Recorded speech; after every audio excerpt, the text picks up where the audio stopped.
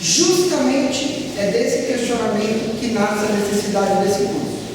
De nós irmos compreendendo que a liturgia é uma parte necessária do processo de revelação.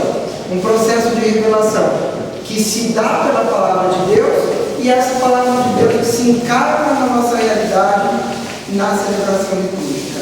Não só na missa, mas nas diversas formas como a liturgia se organiza e se estrutura. Então, para isso, hoje a gente recebe aqui o Diego, que é uma figura conhecida por todos, que é um especialista na área da liturgia, e que vai nos introduzir esse tema, e que com certeza acho que vai ser muito proveitoso para todos. É uma alegria que você esteja aqui conosco, Diego, e mostra realmente a construção de espaço conjunto. Nós precisamos olhar um pouco para o passado, compreender como que eram as primeiras celebrações litúrgicas, como tudo começou, olhar, estudar um pouco, por exemplo, o Vaticano II, que é de uma importância ímpar para a Igreja. A gente viveu agora há pouco o Sínodo da Amazônia, e vira e mexe a gente via comentários, reportagens, notícias sobre o Sínodo, e várias vezes falavam assim: o Papa Francisco está, aqueles que defendiam, o Papa, porque também, mas dizem assim: o Papa Francisco está implementando o Vaticano II.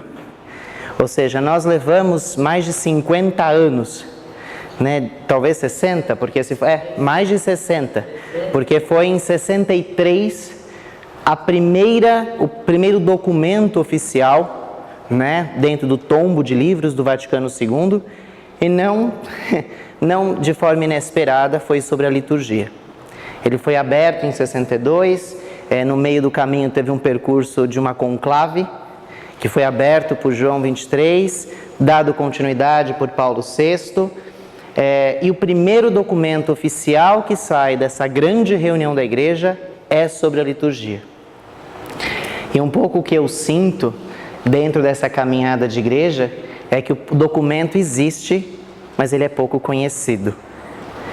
A gente tem sempre frases pinçadas, e todas as vezes que você vai ver estudos de liturgia, é sempre Sacrosanctus Concilium 7. A liturgia é fonte, o ápice da igreja. Nunca e o ademais, e os outros, e 1, 2, 3, 4. Tudo bem, eu também citei o 7 aqui, mas a gente citou o 10.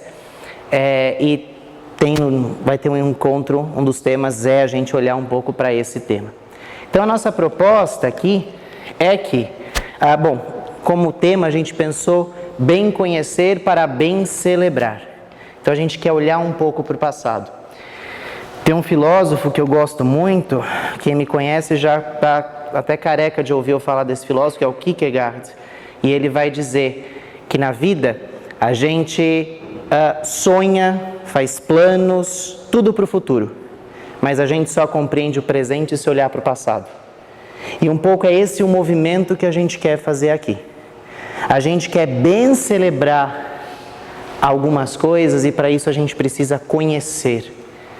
Domingo eu estava falando com o pessoal da Crisma sobre a missa, e aí eu falei para eles, olha, tem um livro que é a Instrução Geral do Missal Romano, que tem as normas, as regras, teoricamente, daquilo que você celebra, e eu duvido alguém achar um sino ali, porque o sino, a sineta que toca na hora da consagração é sempre uma polêmica.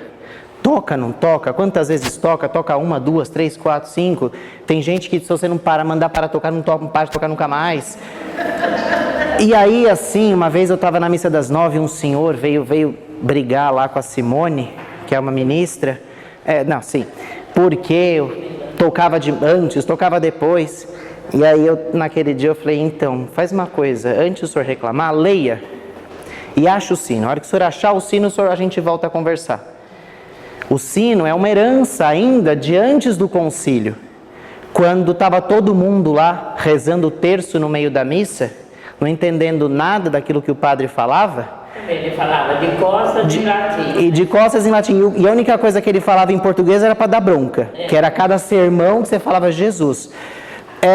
O sino era para as pessoas, agora eu tenho que parar de rezar o terço para poder prestar atenção.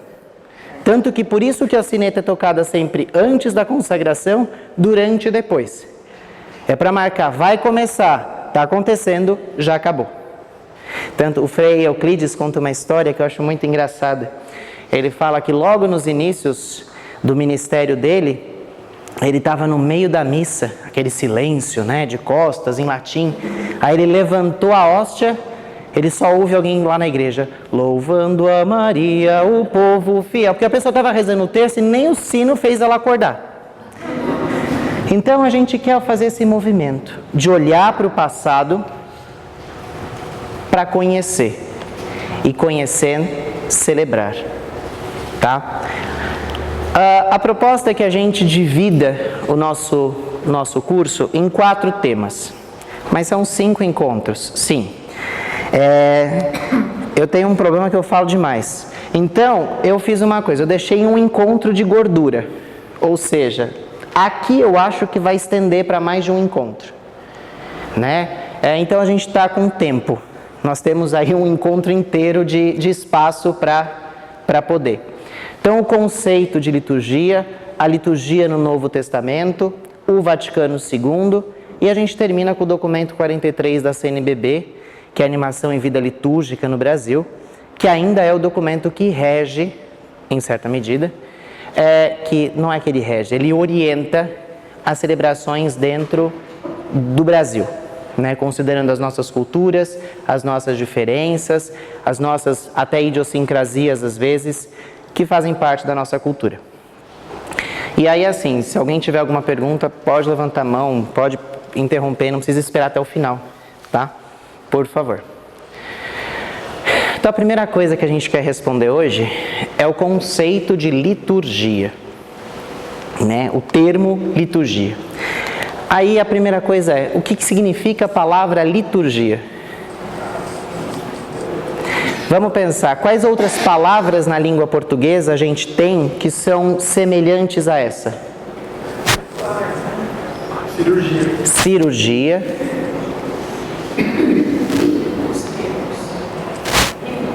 Não.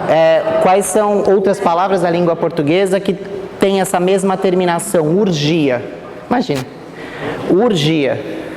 Então, ó, o Ângelo falou cirurgia. Aí é ogia, patologia. Opa. Hoje é urgia. Então a gente tem cirurgia, metalurgia, siderurgia. O que é... Agora eu vou perguntar para o médico, né? Felipe, o que a gente faz na cirurgia? Depende do cirurgião. A primeira coisa que é básica para todo mundo. Depende do cirurgião. Mas a primeira coisa que é básica para toda e qualquer cirurgia, cortar. Então você tem uma cisão. Então você corta. Então cirurgia, você age cortando. É uma ação sobre o corte. Metalurgia, você age sobre o metal. Siderurgia, você age sobre o aço. Então, aí a gente já tem um pedaço da palavra que é urgia, que é uma ação sobre. Aí o lit já fica mais difícil. Lit vem do laos, ou leit, em grego, que significa povo. Então é uma ação do povo, uma ação sobre o povo. É importante deixar claro que liturgia não é um termo, porque aí é importante a gente voltar um pouco na história do cristianismo. A gente tem que pensar que a igreja não surge como instituição. A igreja surge nas casas. Por exemplo, eu sempre falo, por que o padre responsável pela paróquia, por que o padre responsável por essa igreja, que é uma paróquia, chama pároco? Por que nós somos paroquianos? De onde alguém tirou um nome tão estranho desse? Porque em grego, pároco é o chefe da casa. Quem frequenta a casa são os parroqueus, os paroquianos. A igreja não tem essa configuração. A igreja, quando surge, até agora, de novo, voltando no sínodo, teve a missa lá nas catacumbas, né? Quando o cristianismo surge, ele não surge com grandes, Não era na Ágora, no Templo de Jerusalém que você vai celebrar. Vai celebrar no Templo de Jerusalém logo depois da morte de Jesus. Você vai celebrar a Santa Missa e já encontra com Deus no ato, porque você vai ser morto. As celebrações, elas acontecem escondidas, em casas, em pequenos grupos, sempre lideradas pelo chefe da casa, o parroqueu, que acolhia os demais, os paroquianos. Então, era sempre uma ação literalmente do povo. Quando a gente olha para isso, a gente lembra daquele capítulo inicial dos Atos dos Apóstolos. Agora eu vou chutar porque eu não sou muito bom de números, acho que é 2,42. Quando ele começa, que os cristãos colocavam tudo em comum. Eles colocavam tudo em comum. É quando você é convidado, sei lá, para um churrasco na casa do fulano, aí o fulano cede a churrasqueira, você leva a picanha, você leva o refrigerante, enfim, cada um leva um... Era assim que as liturgias... Com alegria. Dividir seus bens com alegria, a gente canta isso. Ou seja, cada um levava o que tinha e colocava em comum. Então, aqui, quando a gente pensa nessa questão da liturgia, a liturgia ela não surge como um termo religioso. A liturgia, ela surge como um termo jurídico. Lá no direito grego, você vai encontrar a palavra liturgia. O liturgo é o juiz, é aquele que teoricamente age em nome maior do povo. E aí esse termo, como muitos outros termos que pertenciam ao mundo jurídico, eles entraram para o mundo religioso. Liturgia é um deles. Então, a palavra liturgia é de origem grega. Ela provém da composição de laos, que é povo, e ergon, que é serviço, ação, trabalho. No sentido civil, liturgia é um serviço feito para o povo, ou serviço diretamente prestado para o bem comum, um serviço em favor da vida. Por exemplo, um mutirão comunitário. Vocês conseguiriam pensar, para mim, em exemplos, na vida de vocês hoje, de pessoas que fazem, que agem, que fazem liturgias na vida de vocês, ou seja, que prestam serviços para vocês? No dia a dia, na nossa vida, vocês conseguiriam me dar o exemplo de alguém que presta um serviço para vocês? O padeiro presta. O bombeiro. Qual que é? Oi? O coletor de lixo. Só que... Oi? Policial. Todas essas pessoas têm uma coisa em comum, quer dizer, duas. Além de prestar um serviço à população, todos eles são remunerados. Quando a gente pensa, por exemplo, a gente não vai entrar se é bem ou mal remunerado, mas a gente pensa, por exemplo, na catequista, nos protetores dos animais, naquelas pessoas que, por exemplo, são voluntárias, a Ivone lá com o Cefras, você presta um serviço lá, a quantidade de pessoas que tem no Cefras que prestam serviços que são voluntárias, dentro dos hospitais, quantas não são as pessoas que são ali voluntárias, que prestam um serviço sem nada em troca. Não estou falando que é errado a gente receber, pelo amor de Deus, mas o que eu quero dizer é, a grande liturgia, as pessoas que prestam sem nada em troca, são os nossos liturgos. E aí vem a próxima pergunta: quem que mais age em favor da nossa vida? A mãe. A mãe. Quem mais? A mãe, sim, a mãe é um exemplo bom, mas eu vou segurar esse exemplo para mais para o final.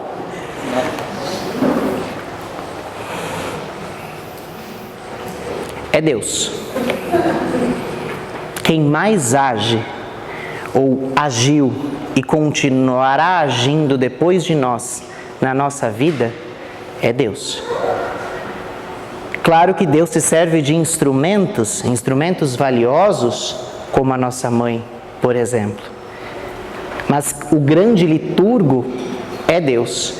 E aí a gente vai entrar um pouco nessa questão de que no sentido religioso, liturgia refere-se ao culto que os antigos sacerdotes prestavam a Deus em nome do povo, no alto da montanha ou no templo. eram pessoas, famílias ou grupos escolhidos para este serviço.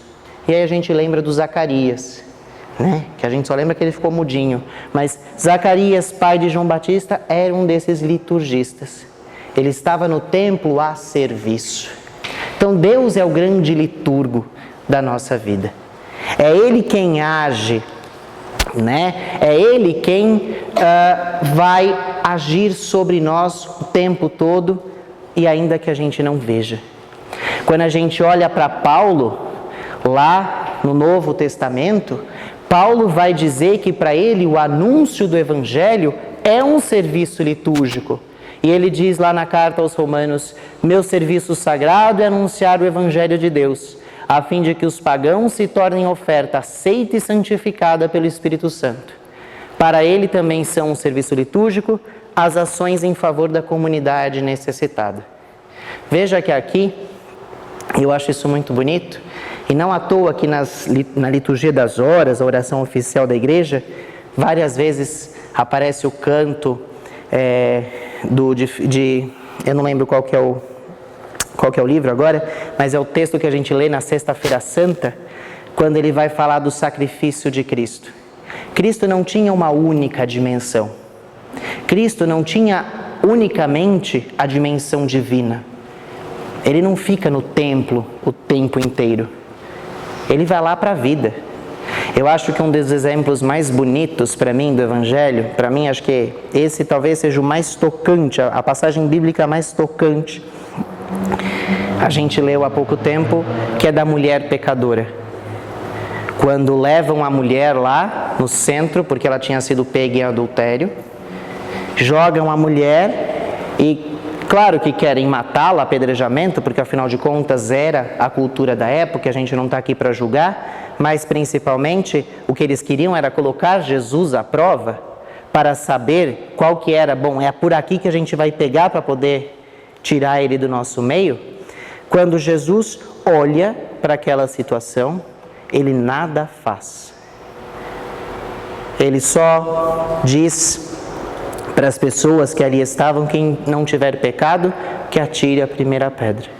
E aí as pessoas vão embora. E aí o que é bonito é que as traduções às vezes são muito infelizes, né? Daí, tanto que em latim, né, tradutor é o mesmo sentido de traidor. Tradutor é um traidor. Muitos evangelhos dizem que Jesus diz para ela: vai, ninguém te condenou. Só que Jesus, na realidade, diz: alguém te condenou? Não. Vai e não peques mais. Jesus não diz: vai embora e seja feliz. Claro, Jesus diz para ela: vai e seja feliz, mas não peques mais. O que Jesus faz é pegar o pecado da pessoa e jogar no lixo. O que a gente faz é pegar a pessoa e jogar no lixo. Jesus tem, diante da pessoa humana, uma sacralidade. Ele entende aquilo que Paulo também vai dizer, que nós somos templos do Espírito Santo. A gente faz isso com as pessoas. A gente descarta as pessoas com facilidade. Porque mais fácil do que tentar consertar relacionamentos é acabar com eles. E Jesus, quando olha para a pecadora, faz o inverso. Jesus, ele acaba com o problema, mas conserta a pessoa. Então, o que Paulo fala aqui, é extremamente importante a gente tomar ciência e lembrar de que, para Paulo, o serviço litúrgico é tanto um serviço sagrado do Evangelho, mas não é um Evangelho que vive na estratosfera, é um Evangelho que toca os pés da nossa vida, que suja os pés de barro, que suja os pés de sangue. Daí vem a comunidade necessitada. Na carta aos Hebreus, ele usa o termo liturgia, está aqui as referências, neste sentido: serviço em favor dos necessitados. Daí, eu lembro que se a gente olhar para a cruz tem duas hastes. A que une o humano e o divino. mas também aquela que nos une. Se a gente vem à igreja e não nos unimos, a nossa cruz volta com uma haste só. Cristo, ele morre com os pés no chão, quer dizer, não está no chão, mas pés em direção ao chão, coração, cabeça e coração em direção a Deus, mas os braços abraçando a todos. A dimensão da liturgia não deve nos afastar, muito pelo contrário. A liturgia quer e deve ser aquele momento em que a gente celebra a nossa vida para transformá-la. Às vezes a gente chega e deixa os problemas lá fora, quando que na realidade é ali, na mesa do altar, que a gente deve transformar estes nossos problemas. Iluminar a partir do amor de Deus, sempre. O amor e a misericórdia de Deus. E aí a gente pensa que é Deus quem sempre fez e faz as coisas. Eu conheço uma pessoa que ela diz que Deus é um escândalo na minha vida, ela diz. E quando você pensa, e é verdade. Deus age na hora que a gente menos espera. A gente procura uma resposta. Aí uma hora você enche a paciência e fala, não vou procurar mais isso, dane-se. Depois eu resolvo. E aí a Helena me liga e diz, sabe o que eu estava pensando? Eu li um livro assim, eu fui assistir um filme tal, e eu vi essa e essa cena. Eu falo, tá aí a resposta que eu precisava. Deus tem o tempo dele. Não à toa os gregos têm duas dimensões temporais. Tem a dimensão do cronos, cronômetro, né, aquela coisa do relógio, mas tem o kairos, ou kairos, como alguns dizem, que é o tempo da graça. São tempos diferentes. E Jesus respeita o tempo das pessoas. Quando ele olha para a pecadora, ele não diz, vai lá e não peques mais agora. Ele diz, vai e não peques. Ele não usa o advérbio agora, já, hoje. Vai e não peques. E aí então, é aquele que mais fez liturgias em favor do povo. As ações de Deus em favor da humanidade podem ser sintetizadas em 3 principais, que estão resumidas na Santíssima Trindade. Quando a gente pega qual que é, eu não gosto de usar esse termo, mas eu vou usá-lo agora. Qual que é a função de Deus Pai na Trindade? Qual que é a função de Deus Pai na Trindade? Criador. Então a ação dele é a criação. A ação de criar. O Filho, salvação. A ação de salvar. E o Espírito Santo?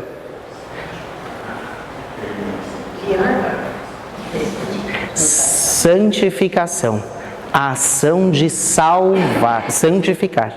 Então, Deus Pai que cria, Deus Filho que salva e Deus Espírito Santo que santifica. Mentira, eu falei tudo errado, que eu falei um erro teológico. Deus Pai que cria, salva e santifica. Por isso que cantar aquela música em nome do Pai, em nome do Filho, em nome do Espírito Santo, está errado. Liturgicamente isso é um erro teológico.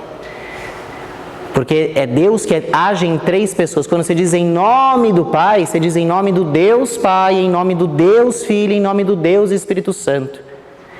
Não sei se vocês repararam, mas quando a igreja começou faz uns 10, 15 anos, começou a tentar para isso, esse canto começou a dar uma sumida das liturgias. Por isso. Porque em nome do Pai, em nome do Filho, você está dizendo que são em nome de 3 deuses. Tanto que quando a gente reza, a gente diz em nome do Pai, do Filho e do Espírito Santo. E não em nome do Deus que é do Deus Pai, do Deus Filho, Não, a nossa fé é trinitária. Deus uno e trino.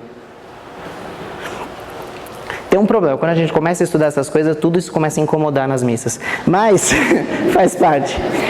E aí eu vou dizer, teoricamente, o ponto central deste círculo trinitário está em Jesus Cristo. Ele é o centro da nossa fé. Principalmente o mistério da morte e ressurreição de Jesus Cristo. Porque na morte e ressurreição de Jesus Cristo, nós fomos recriados. Não à toa, para os cristãos, o dia sagrado é o domingo, que é o 8º dia da semana. Se a gente pensar que o dia começa no domingo, que a semana começa no domingo, a gente faz uma conta, domingo, segunda, terça, quarta, quinta, sexta, sábado, 7.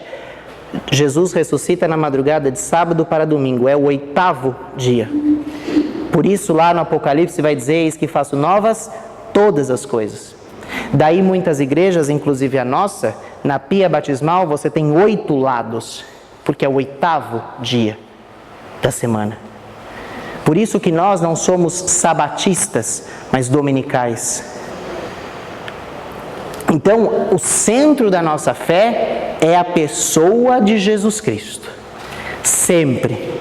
Principalmente morte e ressurreição. Esse é o centro, é o ponto central da nossa fé. Todo o ano litúrgico está envolto nesse processo. Né? E aí a gente pega... ele está pensando. A gente pega o centro. Eu até trouxe aqui, daqui a pouco vai aparecer 500 slides, mas já volto. Eu trouxe uma mandala do ano litúrgico, que não é a correta. Aqui. Isso aqui é muito comum a gente ver, mas isso tem um problema. Claro que aí também eu já estou começando a entrar no nível da chatice. Mas, qual que é o problema que tem aqui? Quando a gente tem uma ideia de um começo e fim, um começo e não fim, né? A gente tem uma ideia de, primeiro, que é uma coisa circular. Ou seja, tudo de novo.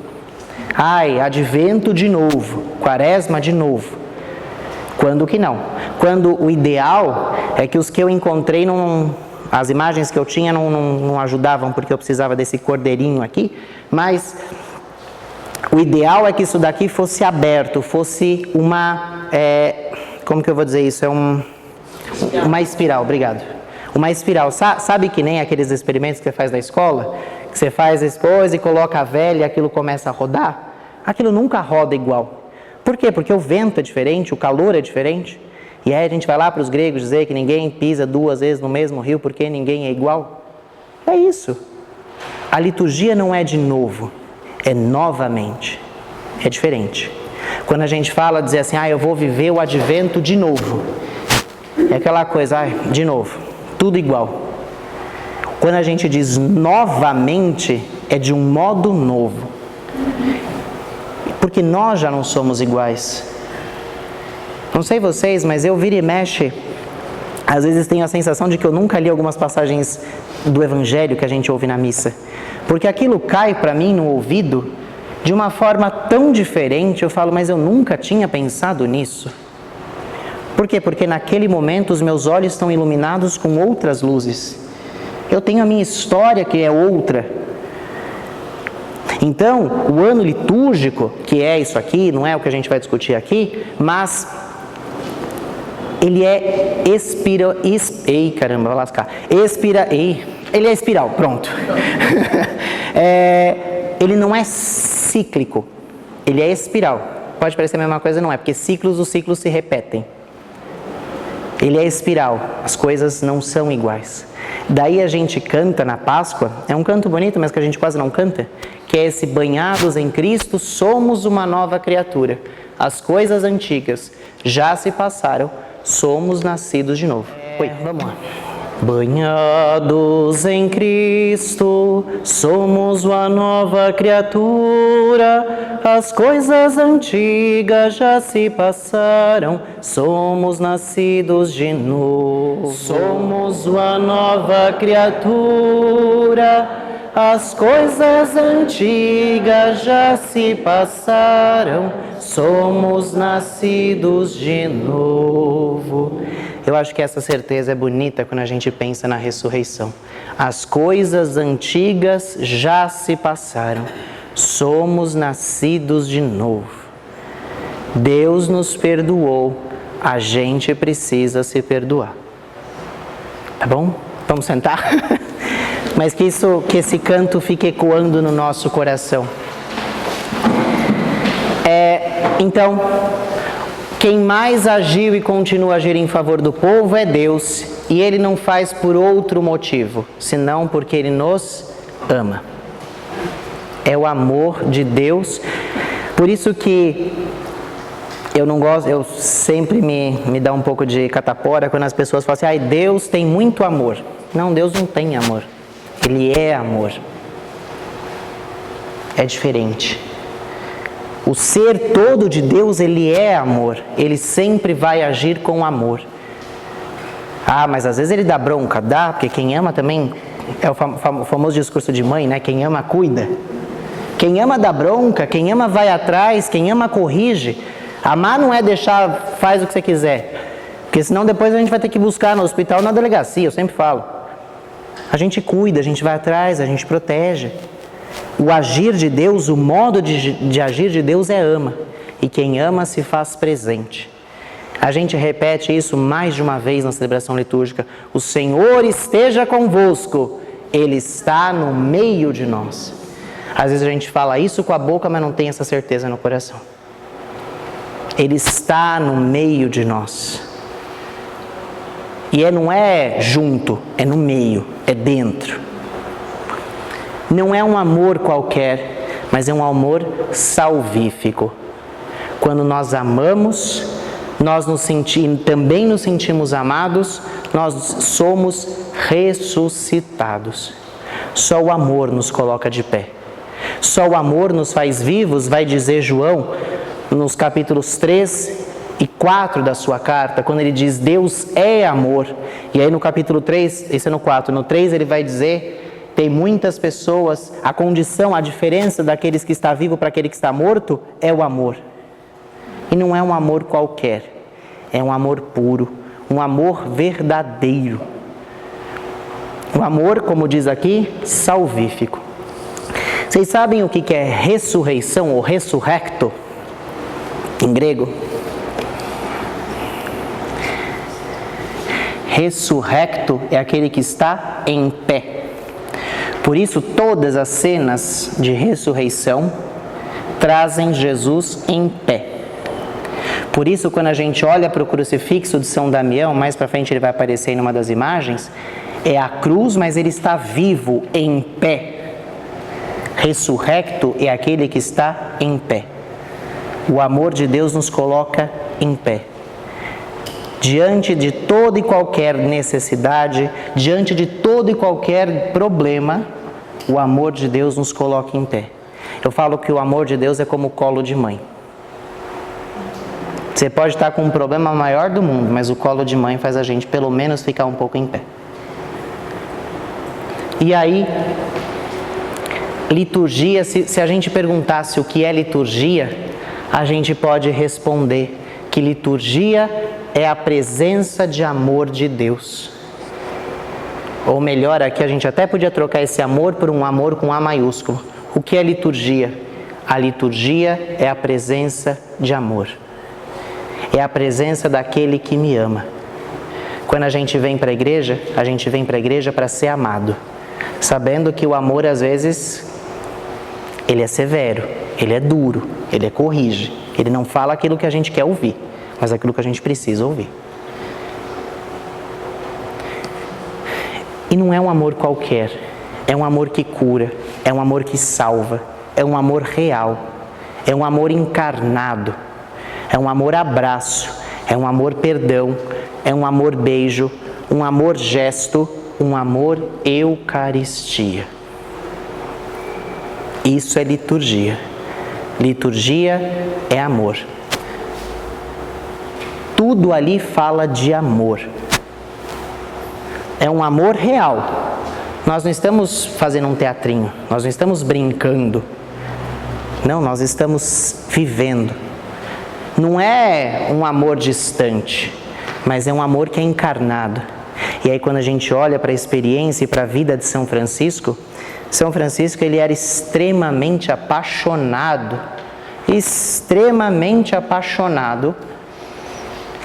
pelo mistério do nascimento de Jesus, pelo mistério da encarnação. Não é à toa que quando ele vivia lá nos seus idos, no século XIII, Ele achava que as pessoas não celebravam a Eucaristia, não celebravam, desculpa, o Natal tal como deveriam. E por isso ele falou assim, eu preciso trazer visível para os olhos deles o que é o Natal. E aí ele cria na Gruta de Grétio o presépio. E a missa de Natal, São Francisco, ele sempre foi muito contra essa estrutura eclesiástica. É importante deixar claro, São Francisco nunca foi contra a igreja. Ele sempre foi contra a estrutura eclesiástica. Tanto que Santo Antônio, que era agostiniano e depois entra, quando ele vê o testemunho daqueles freis que voltam mortos do Marrocos, ele fala, é isso que eu quero. Ele sai da ordem agostiniana e entra na ordem franciscana. E depois de um tempo, Santo Antônio já era padre na época, ele começa a ensinar teologia para os frades, e São Francisco chamava ele de meu bispo. Ele dizia, meu bispo, que eles aprendam a teologia, mas sem perder o espírito de oração. Porque São Francisco tinha muito medo, a gente está falando de Idade Média, tá? Ali, quando a igreja tinha não só o poder espiritual, vamos dizer assim, mas o poder temporal também. São Francisco tinha muito medo que quando os frades se tornassem diáconos e depois padres e talvez bispos, eles perdessem o espírito de oração. Eles perdessem o foco. Daí Santa Clara vai dizer, acho que na 4ª carta para Inês, não perca de vista o ponto de partida. É não perder o espírito de oração. É um amor que ele é encarnado. Ele entra na nossa história. Conhece os nossos caminhos. Jesus não fala de um lugar da estratosfera. Não é aquele professor que, eu acho que todos nós tivemos desses, que fizeram a graduação, o mestrado, o doutorado, mas nunca pisaram ali na realidade. É a mesma coisa que claro que acho que isso é impossível, mas eu agora, depois de ter sido formado e resolver fazer mestrado, doutorado em medicina e querer palpitar para o Felipe o que ele tem que fazer. Ele vai me dar uma coxinha e mandar eu comer na esquina, porque eu não sei do que eu estou falando. O amor de Cristo é um amor encarnado. Você disse que Santo Antônio, antes de ser franciscano, era o quê? Agostiniano.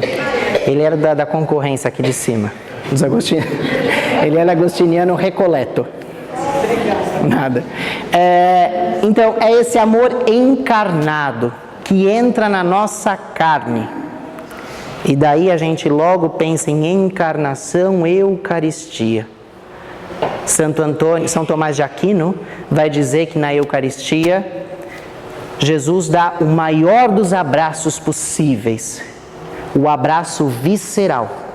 Ele nos ama tanto que não bastou encarnar na nossa história, mas ele quis se encarnar em nós. Daí a comunhão, daí a Eucaristia, daí a presença.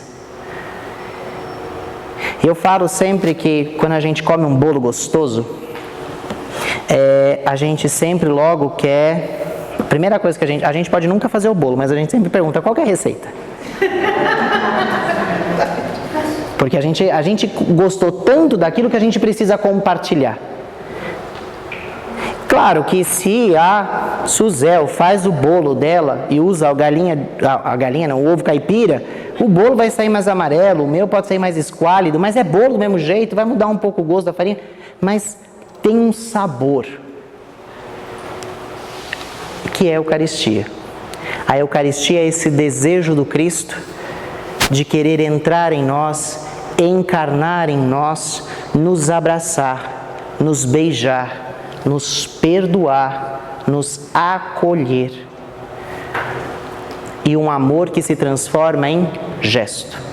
Não à toa, é muito curioso quando a gente olha para a celebração do lava-pés, a missa in Cena Domini, na Quinta-feira Santa, quando a gente não ouve de nenhum dos evangelistas o relato da instituição da Eucaristia.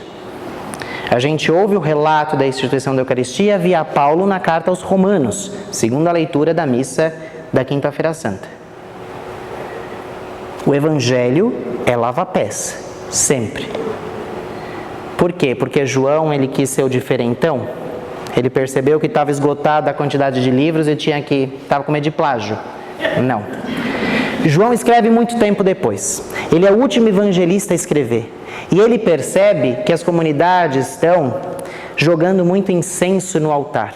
A Eucaristia está aquela coisa adorada, mas está aquele ser adorado, venerado no altar, mas não encarnado na vida. João vai dizer, olha, tem muita gente que comunga e se esconde embaixo da mesa da Eucaristia para não enfrentar a realidade. Quando na realidade, se você quiser viver a Eucaristia, levanta da mesa, põe o avental e vai lavar os pés. É uma mudança de paradigma muito grande. Aquela dimensão da Eucaristia como algo divino, que é divino, mas não é um divino distante, é um divino encarnado. E aí ele vai dizer, vai viver a Eucaristia, vai lavar os pés. Vai lavar os pés. Por isso que a importância no dia é lavar os pés. E aí a gente pensa, quem já lavou os nossos pés na nossa história? Quando a nossa mãe ficava lá a noite toda, quando a gente estava com febre, acordando de hora em hora, se dormisse, medindo de 5 em 5 minutos, com a esperança de que aquela febre baixasse, ela estava lavando os nossos pés. E aí, isso é presença, isso é Eucaristia. Retomando então um pouco essa questão do conceito de liturgia, a gente fechou então essa questão do ponto central da fé, por isso que hoje eu pedi para trazer o Círio Pascal, que é aceso sempre no Sábado Santo, a cerimônia mais importante da Igreja. Santo Agostinho dizia que era a mãe de todas as vigílias, né? Uma celebração longa, né? Com os coroinhas a gente fala que a missa do senta e levanta, mas é uma celebração longa, mas belíssima. Ela é, quando bem celebrada, você não sente ela passar. Mas qualquer coisa quando é feita atropelada, você não vê a hora de acabar. Que nem quando a pessoa lê aquela leitura, quando a pessoa fala a palavra do Senhor, você nunca fala um graças a Deus tão forte e tão verdadeiro como naquele momento. E nós paramos aqui. E agora então, se a gente tivesse que definir liturgia, nós definiríamos como liturgia é o amor que passa no meio de nós. Se alguém perguntar para a gente, mas o que é liturgia? A liturgia é o amor que passa no meio de nós. E daí, eu separei umas passagens bíblicas, mas eu acho que eu não vou lê-las, vou só comentar, depois eu deixo as referências, porque senão a gente vai emendar com a liturgia das horas, né? Das 7 da manhã.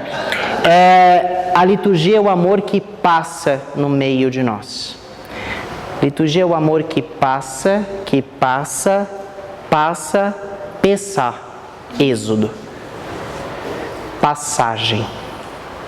E aí a gente vai lembrar lá do livro do Êxodo, logo no comecinho do livro do Êxodo, quando a gente pega capítulo 12, eu não vou ler agora, mas quando a gente pega 12, lá no final do belíssima leitura, inclusive na Semana Santa nós lemos 2 vezes esse capítulo, só que nós lemos em momentos diferentes. Na Quinta-feira Santa nós lemos a instituição da Páscoa, quando Deus fala, Deus vai passar, então marcar lá, pegar o cordeiro, celebra-se a festa com as ervas amargas, se o cordeiro for grande, para chamar mais gente, para dividir o cordeiro, né? E depois no Sábado Santo a gente vai ler a cena da travessia, é a terceira leitura. Essa leitura não pode ser tirada do Sábado Santo. Não pode. E é a única leitura que geralmente confunde leitor. porque no final é a única leitura de todo o lecionário que não termina com palavra do Senhor. Termina com "e cantaram este canto", e aí emenda com o salmo, porque o salmo é a resposta do canto, da leitura. Então vocês podem olhar, vocês não vão achar mais nenhuma outra leitura no lecionário, no semanal, no dominical, no ferial, no santoral, no qualquer um, que não termine com palavra do Senhor. Todas as leituras terminam, leituras Antigo e Novo Testamento, menos Evangelho. Essa é a única leitura de todo o ciclo litúrgico que não termina com palavra do Senhor. Que termina "e cantaram este canto", 2 pontos. E aí então é a passagem, é Deus que passa no meio de nós. Deus passou no meio do povo. Ele manda, e a gente lê isso aqui na Quinta-feira Santa, como celebrar a Páscoa. Com o cordeiro, as ervas, já tem a ideia da partilha aqui. Deus passa no meio. Deus passa e o povo também passa o Mar Vermelho a pé enxuto. Porque não ia ser milagre nenhum se o povo atravessasse o mar a nado. O milagre é ele ter atravessado o Mar Vermelho a pé enxuto. Ah, mas isso deve ser historinha para boi dormir, né? Não, não é. De fato, eles atravessaram o mar. Só que aí eu vou ter que dizer uma coisa. Aquela coisa do príncipe do Egito, né? Que você passa, o mar abre, você vê o tubarão aqui. Não. Até porque assim, aquilo é um mar. Ter tubarão no mar ali, que não é... É um pouco difícil. Mas, muito tempo depois, tem um documentário que, se vocês não me perguntarem qual o nome eu conto, porque eu não lembro, da BBC de Londres, que eles inclusive fizeram um vasculhamento no fundo ali do mar e eles acharam as pontas das rodas, que eram feitas em ouro e por isso conservam, no fundo do mar. Qual que é o milagre? O que aconteceu? Agora eu vou contar a verdade e vou dizer onde está o milagre, né? O mar não abriu, a maré baixou. Só que qual que é o milagre? A maré ter baixada naquela hora. Segunda coisa, a maré ter baixado e aberto um banco de areia. Senão ia ficar. Senão, nossa, ia ser lindo, né? Abre a maré, mas não adianta nada, né? Então, a maré baixa, eles conseguem ver um banco de areia e atravessam o banco de areia. Mas tem uma coisa que não está fazendo sentido. Você não disse, e está escrito lá na Bíblia, que eles atravessaram a pé enxuto? Não é enxuto de seco, é enxuto de nenhuma mancha de sangue. Nenhum hebreu foi morto. O milagre, então, não está no mar abrir, aquela coisa assim que a gente vê no filme lá, Moisés bate o cajado, aquilo vai cada um para um lado, né? Sabe que nem você faz brigadeiro, você passa a colher, vai cada um para um lado, foi pronto, fiz um milagre. Não. O milagre está o milagre está ali, no modo de agir de Deus. Na hora. Sabe aquilo que a gente fala? Na hora que a gente precisa, Deus age. O povo precisou, Deus agiu. E o milagre de Deus não é uma coisa escandalosa. Jesus não veio num foguete, uma nave espacial. Não, Jesus nasceu lá, em Belém, na periferia da periferia da periferia. Num estábulo, numa gruta. Ele não veio, não nasceu em Roma, que é o centro do poder político, e nem em Jerusalém, que é o centro do poder religioso. Ele nasce em Belém, casa do pão. Ele nasce com o destino traçado. Nasce para ser pão, para saciar a fome do povo. A fome de pão, a fome de justiça, a fome de Deus, a fome de amor. O milagre está não no que acontece, mas no quando acontece e no como acontece. O povo aqui não atravessa a pé enxuto de pé sequinho, mas a pé enxuto sem nenhuma mancha de sangue. E o povo passa para a terra da promessa, que o que a Escritura vai dizer é que ele passa para a terra onde corre leite e mel. As melhores iguarias. Quando você vai, sexta-feira, tem um colégio judaico ali na região da Barra Funda, e o dia termina, na sexta-feira, termina mais cedo. E aí eles servem para quem está indo embora, por volta de 2 horas da tarde, um lanche, que é sempre a maçã com o mel, o bolo de canela, o leite, porque o que eles tinham de melhor naquela época era o leite e o mel. A fartura, leite e mel era muito caro na época. Então é a terra onde corre leite e mel. Então a liturgia é o amor que passa, Pessá, passagem no Êxodo, passagem também da nossa Páscoa. Daí vem a palavra Páscoa. Quando alguém morre, a gente diz: fulano celebrou a sua Páscoa, a sua passagem. Deus passa no meio de nós. Mas veja, Deus passa no meio de nós. A liturgia é sempre primeira pessoa do plural. É sempre nós, não é a minha liturgia. Se você vai celebrar a sua liturgia, você está na igreja errada. A liturgia é de todos. Deus passa e ama a todos. No Evangelho, e a gente vai recuperar isso lá na oração eucarística número 7, dizendo: Jesus passou por este mundo fazendo bem a todos, não a alguns. Na instituição da Eucaristia, ele vai dizer, tomai todos e comei. Tomai todos e bebei. Não é tomai alguns, comei alguns. Não é guardar o pedaço maior para quem eu gosto. É dividir igualmente com quem eu gosto e com quem eu não gosto. Porque é aquilo que eu falo, né? Comer e rezar com quem a gente ama é fácil. Difícil é comer e rezar com quem a gente não gosta. E é o que Jesus vai fazer. Quantas vezes Jesus foi rezar na casa dos cobradores de impostos, dos fariseus? Mas ele foi. A liturgia é para todos. Deus ama a todos.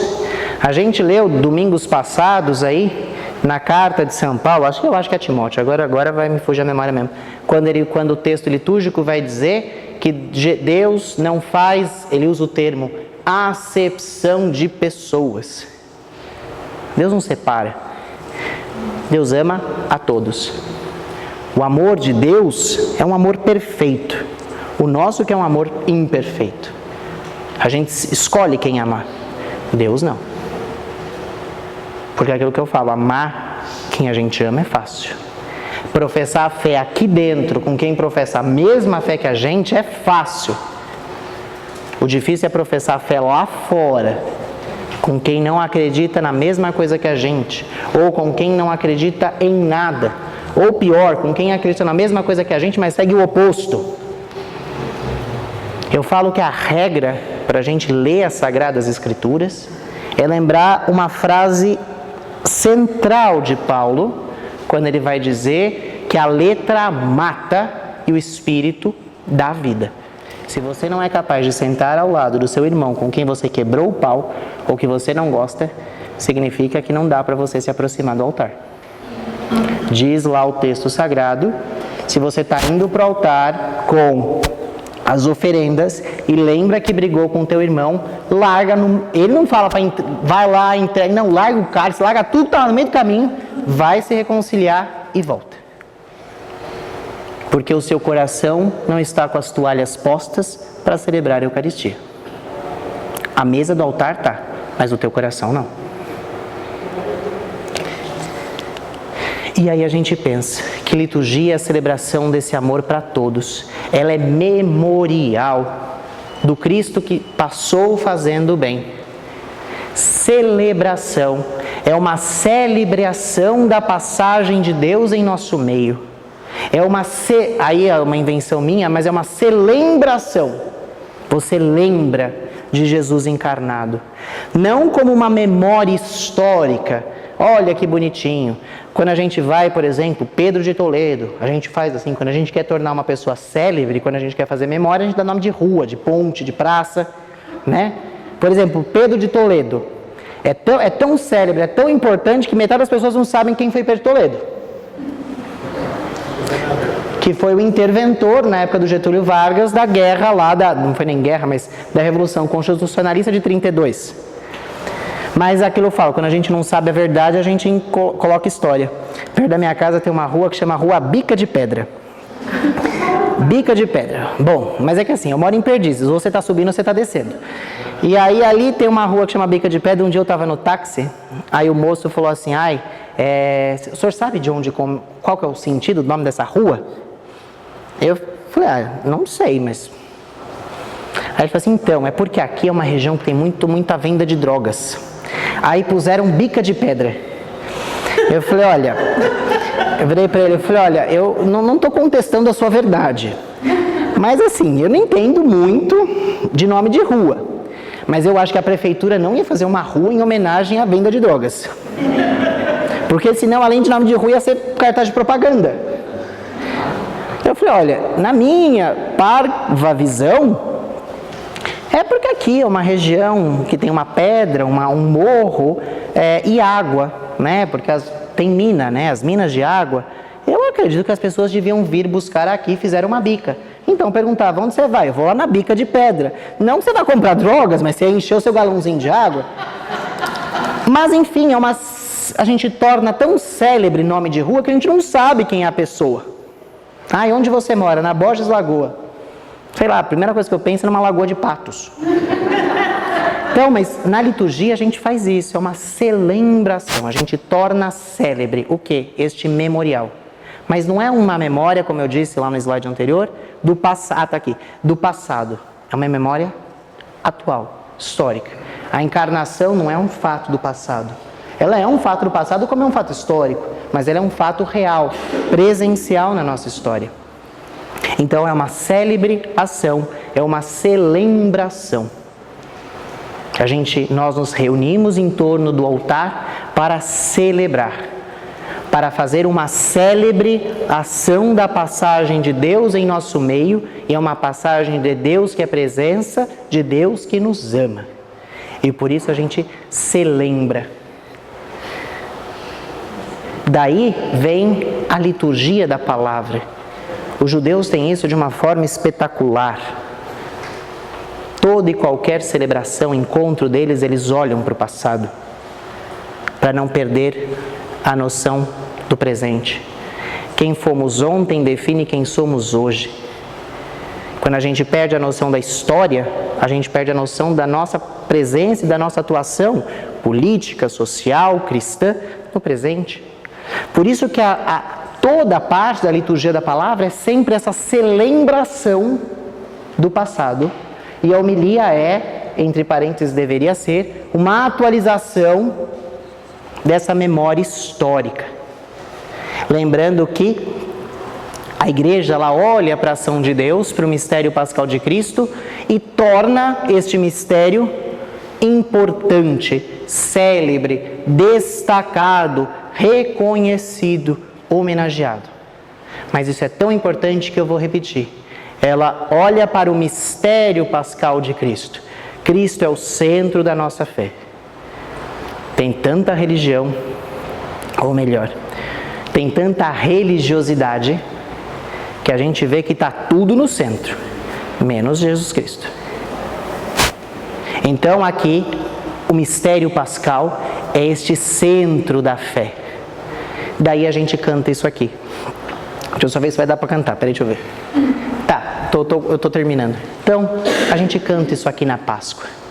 Para lembrar-nos a morte à cruz do Senhor, nós repetimos como Ele fez. Gestos, palavras, até que volte outra vez. Não é que Jesus vai vir voltado numa bola de fogo. Não, a volta é a nossa volta. Dom Luciano Mendes de Almeida, santinho da nossa Igreja do Brasil, ele dizia uma coisa bonita. Ele dizia que, quando uma homilia de finados, quando nós olhamos para aqueles que morreram, a gente diz, eles partiram. Quando eles olham para nós, eles dizem, vocês aqui não chegaram. E é verdade, porque nascer é afastar-se de Deus. Morrer, claro, é uma experiência humana dura, óbvio, ninguém está ignorando isso. Mas morrer é voltar ao amor original, é voltar a Deus, até que Ele volte outra vez. Nós cantamos isso. E quando amanhecer, o dia eterno, a plena visão, ressurgiremos por crer nesta vida escondida no pão. A gente celebra a Eucaristia para lembrar da morte, a cruz do Senhor, e por isso repetimos como Ele fez, gestos, palavras, até que Ele volte. E quando amanhecer o dia eterno, a plena visão, nós ressurgiremos por crer nesta vida que está escondida ali, naquele pedaço de pão. Então, só para a gente seguir, outra passagem bíblica que eu acho incrível para a gente pensar nessa questão da celebração, de uma célebre ação, é a gente pensar nessa passagem dos discípulos de Emaús, que eu também não vou ler. Jesus é o centro, Ele é o grande liturgo. Quando a gente lê essa passagem, outra passagem que é de chorar em grego de trás para frente, tão bonito, que é Jesus, Ele entra no meio do caminho, Ele se faz de companheiro da viagem. Ele não é intruso, Ele é companheiro. Gente, eu acho que vocês nunca fizeram essa viagem de Jerusalém para Emaús a pé. São 12 horas. Então, dá para perceber que Jesus falou um monte. Foi um monte. Ele retomou a história da salvação. E Ele é o centro. Ele agiu em favor do povo. Por quê? Porque Ele percebe que aquelas pessoas, eles saem de Jerusalém, que é o centro da fé, e vão para Emaús. Ou seja, eles fazem um movimento de afastamento da fé. Jesus entra, se faz companheiro da viagem, vai ressuscitando eles aos poucos, que o processo de ressurreição nunca é direto, ele é gradual. Jesus vai fazendo esse processo da ressurreição, até que a grande ressurreição acontece no pão. Quando Ele parte o pão, eles reconhecem Jesus. Diz lá o texto de Lucas, capítulo acho que é 24. É o último capítulo. Eles reconhecem Jesus. Reconhecer, conhecer de novo. Ressurreição às vezes é isso. É a gente voltar àquilo que a gente já conhece com olhos novos. Quando eles reconhecem Jesus, Jesus desaparece fisicamente, mas está dentro deles. Ele vem nos ensinar a servir. Não existe a minha liturgia, mas a liturgia de Cristo para todos. Ali estamos, aqui está errado, que é isso que a gente conclui toda e qualquer oração eucarística, da 1 a 10. Nós estamos por Cristo, com Cristo e em Cristo. Nós não estamos pelo Diego, com o Diego e no Diego. A gente está por Cristo. É por isso que eu estou ali. Mas eu não estou sozinho, eu estou com Cristo. Mas eu não estou perdido no tempo e no espaço. Eu estou em Cristo, no amor e na misericórdia de Cristo. Sempre na ação do Espírito Santo. Que não é uma ação externa, mas uma ação interior. E aí os nossos ritos, eles precisam iluminar o nosso passado. Rito vem do sânscrito rita, que é repetição. Daí assim vem aquela palavra que é muito conhecida, ritmo. Quando a gente tem um ritmo, a gente tem uma repetição. Isso aqui é um ritmo. Quando a gente trabalha e eu estou com o meu ritmo acelerado. Os ritos não podem ser mecânicos. Os ritos não podem ser mecânicos. A gente precisa de ritos na nossa vida. Eu sei que eu já estou atrasado, mas eu não vou correr porque tem um poema, é curto, prometo, do Jorge de Lima, que é um escritor brasileiro do modernismo. Ele tem esse poema que chama O Acendedor de Lampiões. E ele diz assim: lá vem o acendedor de lampiões da rua, este mesmo que vem infatigavelmente para odiar o sol e associar-se à lua, quando a sombra da noite enegrece o poente. 1, 2, 3 lampiões, acende e continua, outros mais a acender imperturbavelmente. à medida que a noite aos poucos se acentua e a palidez da lua apenas se pressente. Triste ironia, atroz que o senso humano irrita. Ele que doira a noite e ilumina a cidade, talvez não tenha luz na choupana em que habita. Tanta gente também nos outros insinua crenças, religiões, amor, felicidade, como este acendedor de lampião de rua. Os nossos ritos não podem ser externos. Os nossos ritos não podem ser vazios. A gente não pode falar de amor para o outro e não se sentir amado. A gente não pode falar de Deus e não sentir que Ele está dentro da gente. Liturgia é presença. Presença de amor. Ele diz: o Senhor esteja convosco. Ele está no meio de nós. Corações ao alto. O nosso coração está em Deus, mas os nossos pés estão no chão. A nossa religiosidade, a nossa religião, a nossa fé, a nossa liturgia não pode estar desconectada da nossa vida. Às vezes o que falta para nós é sintonia. Sintonia é estar no tom do outro, é juntar os tons. Sintonia, juntar os tons. A gente precisa olhar para a realidade. Ah, então no Dia das Mães eu tenho que celebrar as mães. Não. Você celebra o mistério de Jesus Cristo e dentro desse mistério as mães, que assim como Jesus morrem um pouco a cada dia quando criam os filhos. Ah, eu celebro a missa das pessoas que morreram. Não. Eu celebro a missa de Jesus Cristo, o mistério pascal. Mas dentro desse mistério de morte e ressurreição, de fé e esperança, de dor e alegria, eu olho com gratidão para aqueles que passaram. Nunca a missa das almas penadas. Eu achei máximo, você passa um monte de igreja que está escrito assim, missa das almas. Eu falei, gente, eu não vou. Sei lá se vai aparecer uma alma penada ou outra, eu não vou. Sabe aquela história que a gente tem no espanhol, no creem brujas, pero que ela sai? Então, não sei, né? Deixa lá, no dia que a missa for de Jesus Cristo eu vou. O nosso rito precisa estar embebido de vida. Eu não vou ler isso aqui, que é a Sacrosantos Concilium, que eu falei, que é de 63. Eu vou deixar isso aqui para falar no último dia. Eu acho que aqui eu termino, até porque já acabou meu horário. Mas a gente falou muito sobre o que é liturgia. Liturgia é presença de amor.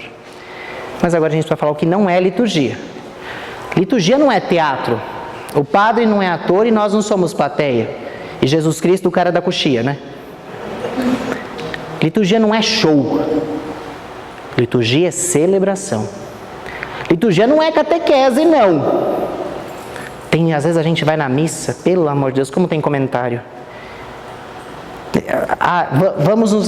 E assim, quando eu falo de sintonia, o animador está lá, sentados. Está todo mundo sentado já. Agora o frei vai lavar as mãos. Está todo mundo vendo ele lavar as mãos. A não ser que seja uma missa em que você tenha deficientes visuais, e aqui na paróquia a gente tem aquele serviço lá do foninho. Para eles faz sentido eu dizer o frei está lavando a mão. Para todo mundo que está vendo, não. Liturgia não é catequese, não é para falar demais. Catequese é falar de Deus, liturgia é viver. O que é liturgia? Uma experiência mistagógica. É uma experiência de viver um mistério. Que mistério? Do amor de Deus. Não é outra coisa. Liturgia não é teatro, não é show, não é catequese. É experiência mistagógica. Nós nos reunimos em comunidade para celebrar o mistério. Eu acho que é isso. Acabei.